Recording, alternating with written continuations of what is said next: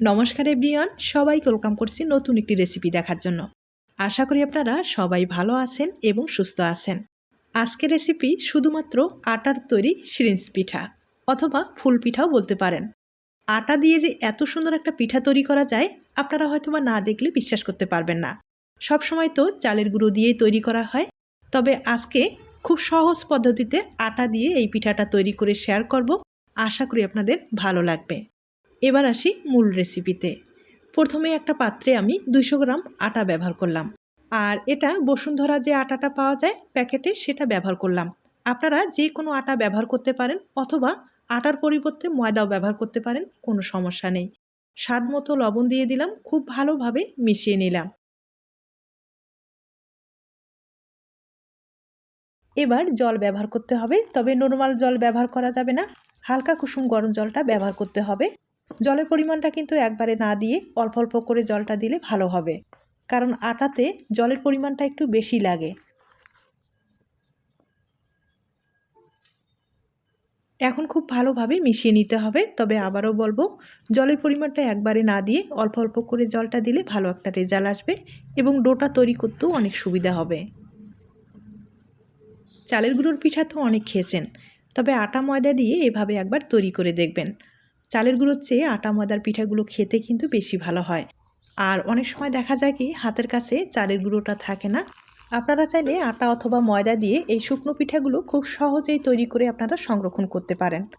তবে এই পিঠাগুলো তৈরি করতে যে অনেক সময়ের দরকার তাও না, কম সময়ে একবারে ঝামেলা ছাড়া এই পিঠাগুলো কিন্তু তৈরি করে নিতে পারেন।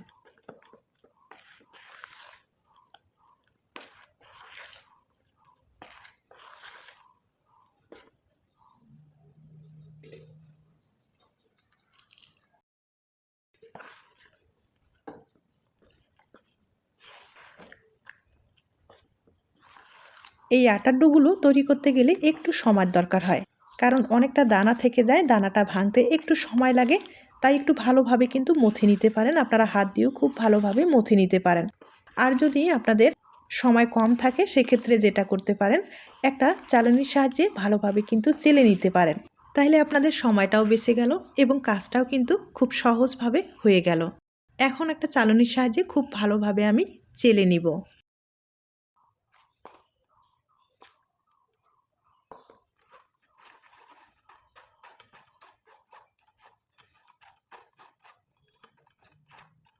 এভাবে চেলে নিলে ভিতরে আর কোনো রকম দানা থাকবে না, খুব সহজেই পিঠার ডিজাইনটা আপনারা তৈরি করতে পারবেন। আর কম সময়ে অনেকগুলো পিঠা তৈরি করা যাবে, তাই চেলে নেওয়া কিন্তু খুব জরুরি। আপনারা ডোটা তৈরি করার পরে অবশ্যই চেলে নেবেন, দেখবেন ডিজাইনটা তৈরি করতে আর কোনো রকম সমস্যা হবে না।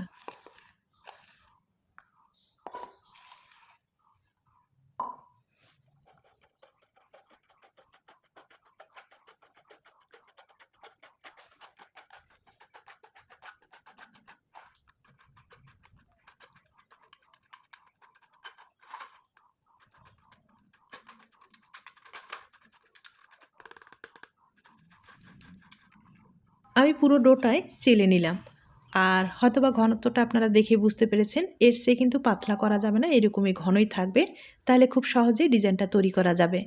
আর এখন যেটা করতে হবে, আমি এই ডোগুলো প্লাস্টিকের ব্যাগে ঢুকিয়ে নেব। আপনারা সিরিজ দিয়েও তৈরি করতে পারেন অথবা প্লাস্টিকের ব্যাগ দিয়েও তৈরি করতে পারেন। আমি দুই পদ্ধতিতে আপনাদের দেখিয়ে দিচ্ছি, আপনাদের যেভাবে সুবিধা হয় সেভাবে কিন্তু পিঠাগুলো বানিয়ে নিতে পারেন। আমি প্লাস্টিকের ব্যাগে কিছুটা ডো আমি ঢুকিয়ে নিলাম। এবার পিঠার ডিজাইনটা তৈরি করে আপনাদের দেখিয়ে দিচ্ছি।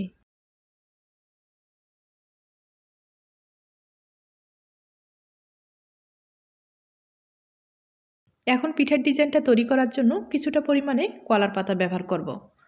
আর এই কলার পাতাগুলো আগে থেকেই পরিষ্কার করে রেখেছি। এবার সামান্য পরিমাণে তেল লাগিয়ে নিতে হবে, তাহলে খুব সহজেই পিঠাগুলো উঠে আসবে। আপনাদের হাতের কাছে যদি কলার পাতা না থাকে সেক্ষেত্রে কিন্তু বাটার পেপার ব্যবহার করতে পারেন অথবা নর্মাল পেপারগুলো ব্যবহার করতে পারেন, কোনো সমস্যা নেই। পাতাগুলো খুব ভালোভাবে তেল লাগার পরে এখন ডিজাইনটা তৈরি করে দেখিয়ে দিচ্ছি।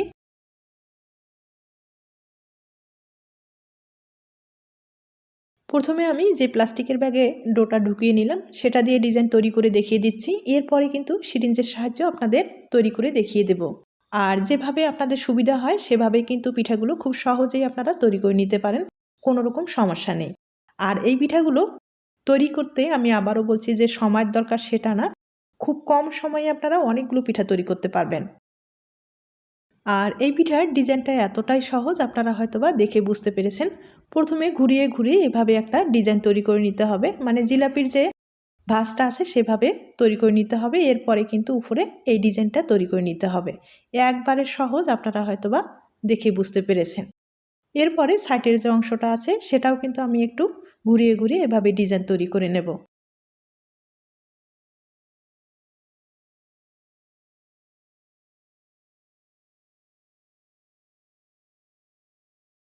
সাইডের ডিজাইনটা আমি তৈরি করে নিলাম। এবার পিঠার মাঝখানে একটা ডিজাইন তৈরি করে নেব। একটা কলম দিয়ে কিন্তু এভাবে একটা ডিজাইন তৈরি করলে পিঠাটা দেখতে ভালো লাগবে। তবে আপনারা চাইলে এভাবেও রেখে দিতে পারেন, আর মাঝখানে এই ডিজাইনটা তৈরি করলে পিঠাটা দেখতে ভালো লাগবে। এখন যেটা করতে হবে, সিরিঞ্জের সাহায্যে একটা পিঠা আমি আপনাদের তৈরি করে দেখিয়ে দিচ্ছি। তবে সিরিঞ্জের যে পিঠাগুলো সেগুলো কিন্তু দেখতে একটু বেশি ভালো হয়, আঁকাবাঁকা হওয়ার চান্স থাকে না। প্রত্যেকটা লেয়ার সমান হয়, পিঠাটা দেখতে বেশি ভালো হয়।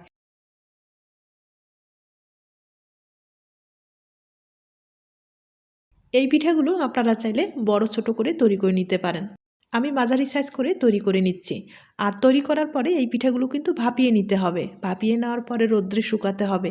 আর এই পিঠাগুলো যেহেতু আটা দিয়ে তৈরি করা হয়েছে, এগুলো কিন্তু রোদ ছাড়া শুকাতে যাবে না। চালের গুঁড়োর পিঠা খুব সহজেই কিন্তু শুকানো যায়, রোদ্রেও শুকানো যায়, অথবা ফ্যানের নিচে রেখেও আপনারা শুকাতে পারবেন।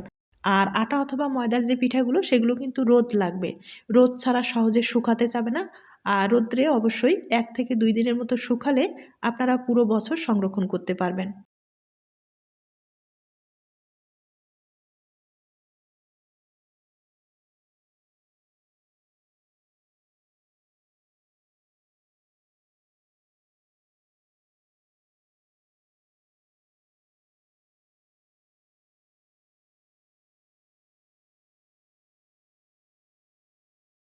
আমি আপনাদের 2টা পিঠা তৈরি করে দেখিয়ে দিলাম। তবে সিরিঞ্জের যে পিঠাটা সেটা কিন্তু দেখতে বেশি ভালো হয়েছে। আপনাদের হাতের কাছে যদি সিরিঞ্জ থাকে, সিরিঞ্জ দিয়ে কিন্তু খুব সহজেই আপনারা তৈরি করে নিতে পারেন। আর যদি সিরিঞ্জ না থাকে সেক্ষেত্রে কিন্তু প্লাস্টিকের ব্যাগে ঢুকিয়ে আপনারা পিঠাগুলো খুব সহজে তৈরি করে নিতে পারেন। আমি কিন্তু কয়েকটা পিঠা তৈরি করে নিলাম। এবার ভাপিয়ে নিতে হবে। আগে থেকেই পাত্রে জল বসিয়েছি, জলটা অবশ্যই ভালোভাবে বলক নিয়ে আসতে হবে। এরপরে পিঠা দিয়ে দিতে হবে। আর এগুলো পিঠা কিন্তু এতটাই হালকা, ভাপিয়ে নিতে বেশি সময় লাগবে না। 20 থেকে 30 সেকেন্ডের মতো হলে ভালোভাবে ভাপিয়ে নেওয়া যাবে। আর আমার ছোট পাত্র, আপনারা চাইলে কিন্তু বড় পাত্রে একবারে কয়েকটা ভাপিয়ে নিলে সময়টা কম লাগবে। তবে একটার গায়ে কিন্তু একটা লেগে যাওয়ার সম্ভাবনা বেশি থাকবে, তাই আমি একটা একটা করে ভাপিয়ে আপনাদের দেখিয়ে দিচ্ছি।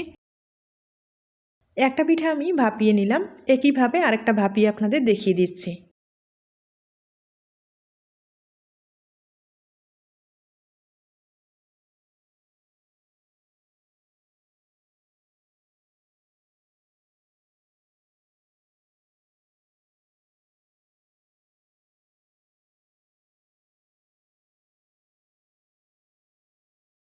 আমি আপনাদের 2টা পিঠা ভাপিয়ে দেখিয়ে দিলাম। আর একইভাবে কয়েকটা ভাপিয়ে নেওয়া হয়ে গেছে, তবে এখনও অনেকগুলো বাকি রয়ে গেছে, পরে ভাপিয়ে নেব। দেখতেই পারছেন পিঠাগুলো ভাপিয়ে নেওয়ার পরে কতটা সুন্দর হয়েছে। শুধুমাত্র আটা দিয়েও যে এত সুন্দর একটা পিঠা তৈরি করা যায়, হয়তোবা আপনারা দেখে বুঝতে পেরেছেন। কাউকে এই পিঠাগুলো খোয়ালে কেউ বুঝতেই পারবে না এগুলো আটা দিয়ে তৈরি করা হয়েছে, মনে হবে চালের গুঁড়ো দিয়ে আপনারা এই পিঠাগুলো তৈরি করেছেন। তবে আবারও বলবো, হাতের কাছে চালের গুঁড়ো না থাকলে খুব কম সময়ে আপনারা আটা অথবা ময়দা দিয়ে এই পিঠাগুলো তৈরি করে নিতে পারেন। আর দেখতেই পাচ্ছেন চালের গুঁড়োর চেয়ে কোনো অংশে এই পিঠাটা কম হয়নি, খেতেও ভীষণ সুস্বাদু। আপনারা চাইলে কম সময়ে এই পিঠাগুলো বানিয়ে নিতে পারেন। তবে আবারও বলবো, এই পিঠাগুলো কিন্তু রোদ্রে শুকাতে হবে। রোদ্রে শুকালে খুব সহজেই শুকিয়ে যাবে, ফ্যানের নিচে রেখে শুকাতে পারবেন না।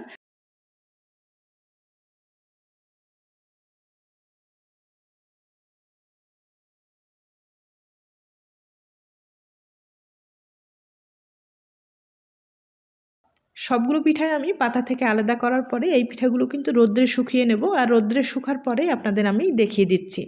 দেখতে পাচ্ছেন শুকানোর পরে পিঠাটা কতটা সুন্দর হয়েছে। এভাবে কিন্তু দীর্ঘদিন পর্যন্ত সংরক্ষণ করতে পারবেন, কোনো রকম সমস্যা হবে না।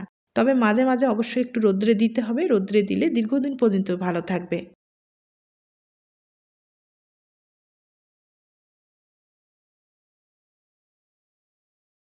এখন আপনাদের কিছুটা পিঠা তেলে ভেজে দেখিয়ে দিচ্ছি, আর বাকি যেটা থাকবে সেটা সংরক্ষণ করা যাবে। আর এই পিঠাগুলো যেহেতু আটা দিয়ে তৈরি করা হয়েছে, বেশি সময় কিন্তু তেলে রাখা যাবে না, লালচে হয়ে যাবে। লালচে হয়ে গেলে দেখতেও ভালো লাগবে না এবং খেতেও ভালো লাগবে না, তাই অবশ্যই তেলে দেবেন আর তুলে নেবেন।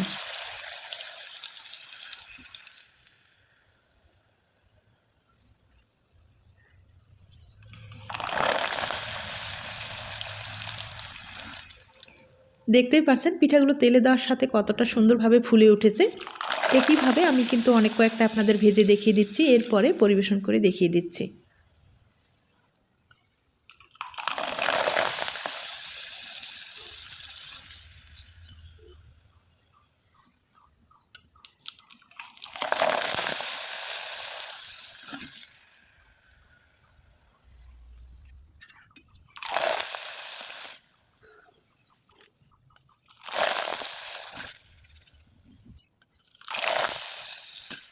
আমি আপনাদের কয়েকটা পিঠা তেলে ভেজে দেখিয়ে দিলাম, এবার পরিবেশন করে দেখিয়ে দিচ্ছি। তবে ছোট্ট একটা রিকোয়েস্ট থাকবে, পিঠার এই রেসিপিটি আপনাদের কাছে যদি ভালো লেগে থাকে বা আপনার কোনো উপকারে আসতে পারে, তাহলে কিন্তু একটা লাইক দিতে পারেন। আর আমি আগে থেকে একটু গুড়ের শিরা তৈরি করে রেখেছি, পিঠা বলে কথা, শিরা ছাড়া কিন্তু খেতে ভালো লাগবে না। আপনারা চাইলে চিনির শিরা অথবা গুড়ের শিরা ব্যবহার করে পিঠাগুলো খেতে পারেন। এবার আমি একটা ভেঙে আপনাদের দেখিয়ে দিচ্ছি। দেখতেই পাচ্ছেন ভাজানোর পরেও কিন্তু পিঠাটা দেখতে ভীষণ ভালো হয়ে থাকে, আর এতটাই মুসমুসে এই পিঠাগুলো কিন্তু মুখে দিলেই মিলিয়ে যাবে। আটার পিঠা আমি আবারও বলছি, খেতে ভীষণ সুস্বাদু। আপনারা চাইলে বাড়িতে একবার হলেও ট্রাই করে দেখতে পারেন। আজ তাইলে এ পর্যন্ত, নতুন কোনো রেসিপির সাথে আবার দেখা হবে। নতুন রেসিপির জন্য সবাইকে আমন্ত্রণ রইল। সবাই ভালো থাকবেন, সুস্থ থাকবেন এবং নিরাপদে থাকবেন।